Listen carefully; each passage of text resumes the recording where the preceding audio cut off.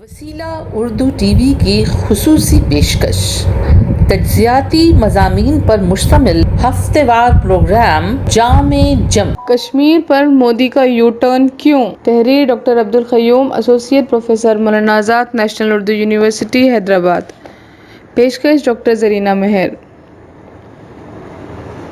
مغل خاندان کا چوتھا حکمراں نور الدین محمد سلیم، جو جہانگیر کے لقب سے شہرت پائی، جس نے نومبر 1605 سے 1627 تک ہندوستان پر لاہور سے حکمرانی کی تھی، کشمیر کی سیاحت کے دوران کشمیر کی خوبصورتی کو بیان کرتے ہوئے جو الفاظ بیان کیے تھے وہ آج تاریخ کا حصہ ہیں۔ اگر فردوس بر روئے زمین است، ہمیں استوں ہمیں استوں ہمیں است، جس کا مطلب ہے زمین پر اگر کہیں جنت ہے تو وہ یہی ہے یہی ہے یہی ہے۔ تقریباً 400 سال پہلے جہانگیر نے جو کہی تھی، کیا وہ بات آج بھی صحیح ہے؟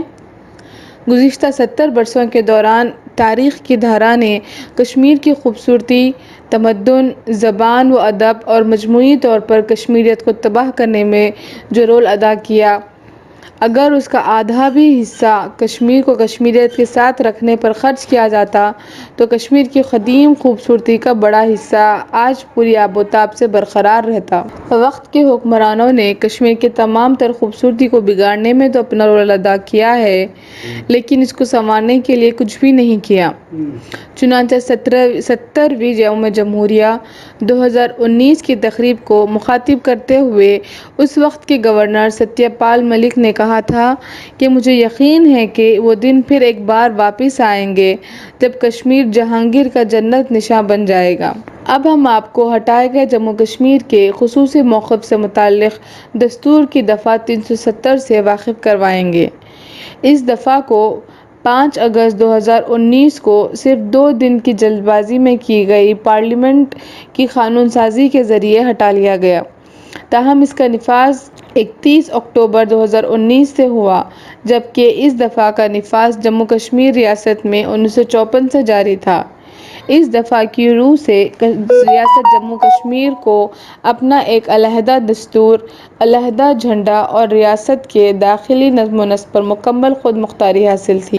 دفعہ 370 دستور ہند کے جزء 21 کے تحت عارضی، عبوری اور خصوصی دفعات کے نام سے درج ہے۔ یہ جزء یہ بتاتا ہے کہ جموں کشمیر اسمبلی کو یہ اختیار ہوگا کہ دستور ہند کا اطلاق کس حد تک ریاست پر ہوگا، اور اسمبلی ہی اس دفعہ کی تنسیخ بھی کر سکتی ہے، اور ایسی صورت میں ریاست پر دستور ہند کا مکمل اطلاق ہوگا۔ ریاستی دستور ساز اسمبلی کے اجلاس میں دستور ہند کا اطلاق ریاست پر کس حد تک ہوگا کے تعین کے بعد دستور ساز اسمبلی تحلیل ہو گئی۔ چنانچہ ریاست کی دستور ساز اسمبلی کی سفارشات کے مطابق صدر جمہوریہ نے 14 مئی 1954 کو صدارتی حکم نامہ جاری کیا تھا۔ یہ حکم نامہ 1952 میں دہلی معاہدے پر دستخط کے بعد صدر راجندر پرساد نے جاری کیا تھا۔ اس حکم نامہ کا سرکاری نام جموں کشمیر پر دستور کے نفاذ کا حکم نامہ ہے۔ دفعہ 370 کی منسوخی کے ساتھ ہی 5 اگست 2019 کے صدارتی حکم نامہ کے ساتھ ہی دستور کی دفعہ 35A کا اطلاق بھی خود بخود ختم ہو جاتا ہے۔ 2019 کے تازہ صدارتی حکم نامے میں یہ کہا گیا ہے کہ 1954 کے حکم نامے میں جو کچھ کہا گیا تھا کا اطلاق اس نئے حکم نامے سے ختم ہوتا ہے۔ دستور ہند کی دفعہ 35A میں کہا گیا ہے کہ جموں کشمیر کی مقننہ اسمبلی ریاست میں مستقل رہائش کی شرائط کا تعین اور شہریوں کو حاصل خصوصی حقوق اور مراعات کا تعین کر سکتی ہے۔ چنانچہ ریاست کی اسمبلی نے ریاست میں غیر منقولہ جائیداد کی خریداری، ووٹ دینے اور انتخاب لڑنے، سرکاری ملازمت کے حاصل کرنے اور دیگر تعلیم و نگہداشت کے حصول کی مراعات کا تعین کیا تھا، جس کی روح سے کوئی بھی ہندوستانی شہری ان مراعات کو حاصل نہیں کر سکتا تھا۔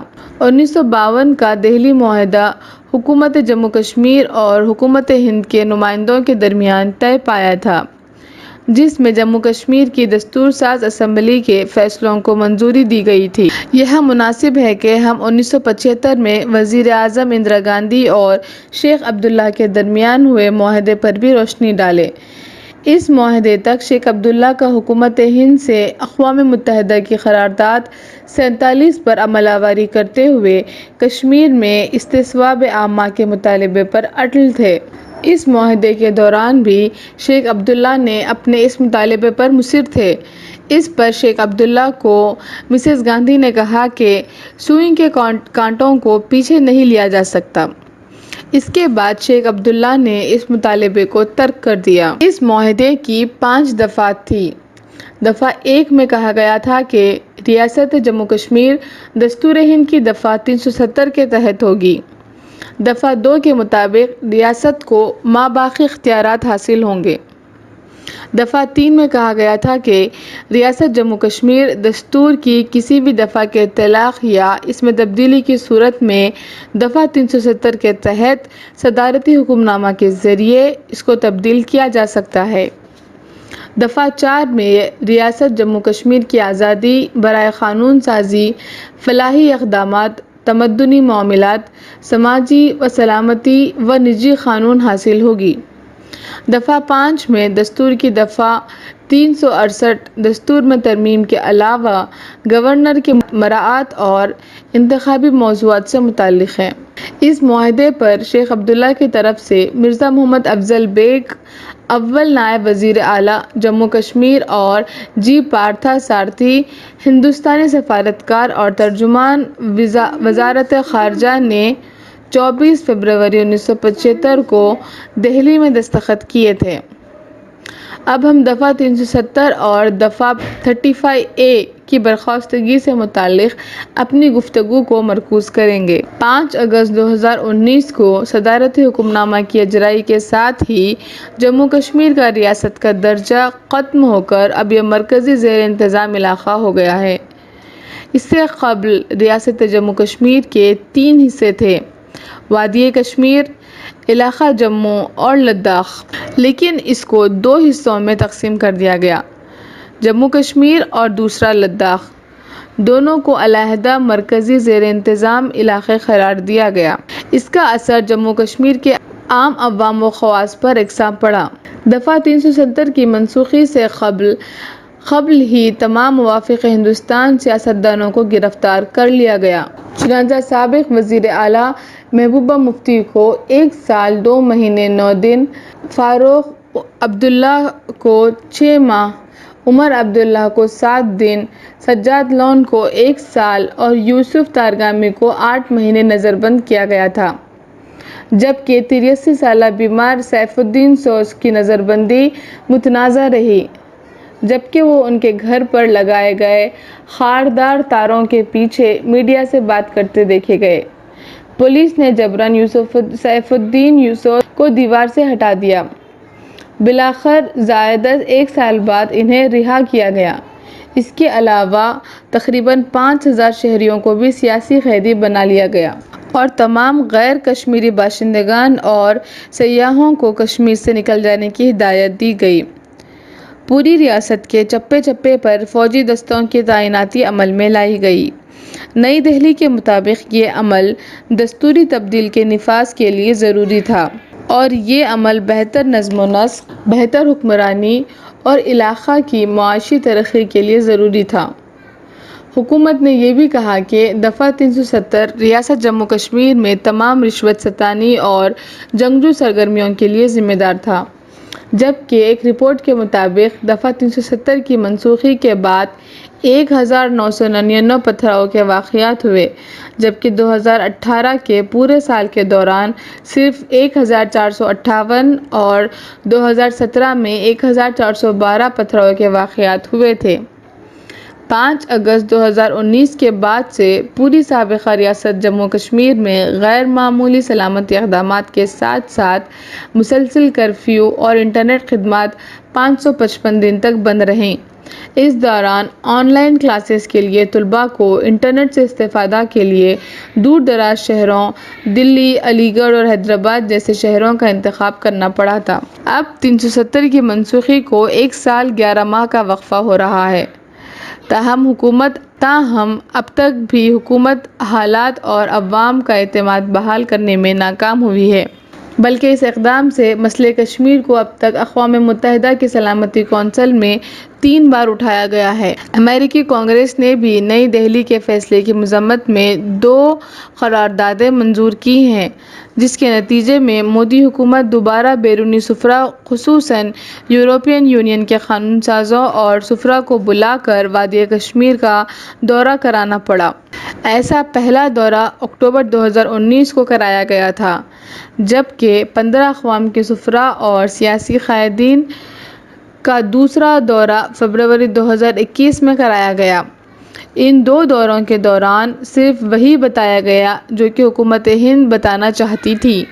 خصوصاً اکتوبر 2019 میں یورپین یونین کے اراکین کے دورے پر ملک میں سخت اعتراضات کیے گئے، چونکہ یہ دورہ خانگی ایجنٹس کی کاوشوں کا نتیجہ تھا۔ تاہم حکومت نے ملک کے اپوزیشن قائدین کو ایئرپورٹ سے ہی لوٹا دیا اور صحافیوں کو بھی دورے کی اجازت نہیں دی گئی۔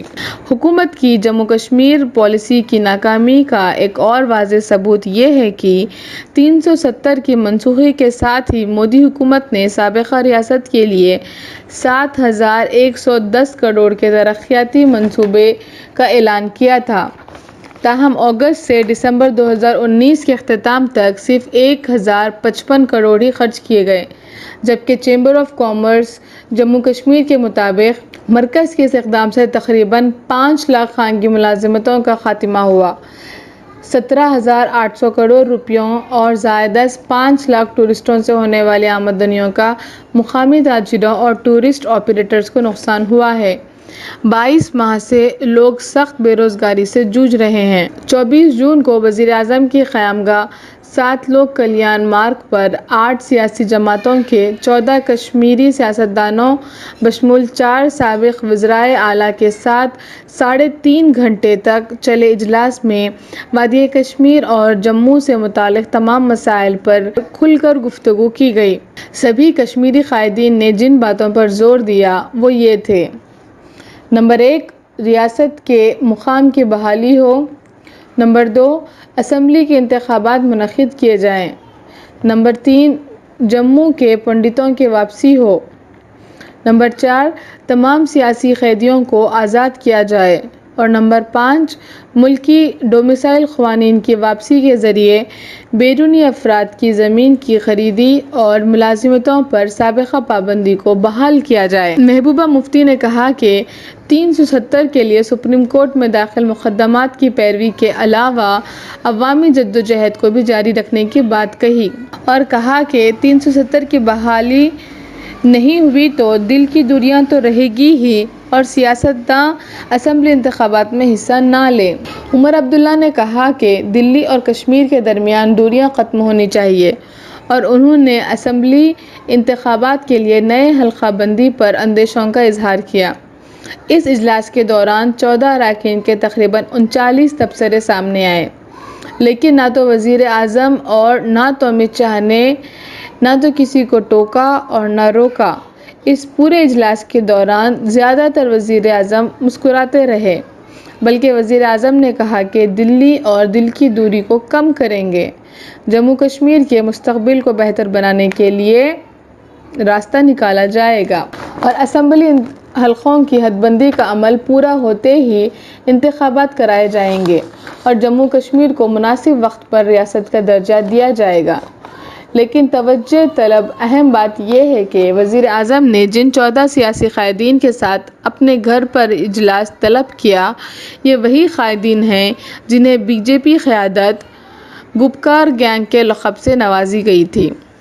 گپکار سری نگر میں ایک سڑک کا نام ہے جس پر تمام 14 قائدین کے بشمول کرن سنگھ کا گھر بھی اس روڈ پر واقع ہے۔ اس کے علاوہ 2019 سے بی جے پی نے کشمیر کو گالیاں دینے کے کلچر کو اپنا لیا تھا۔ ایسے میں اچانک گپکار مافیا سے بات چیت کا خیال وزیر اعظم کو کیوں کر آیا؟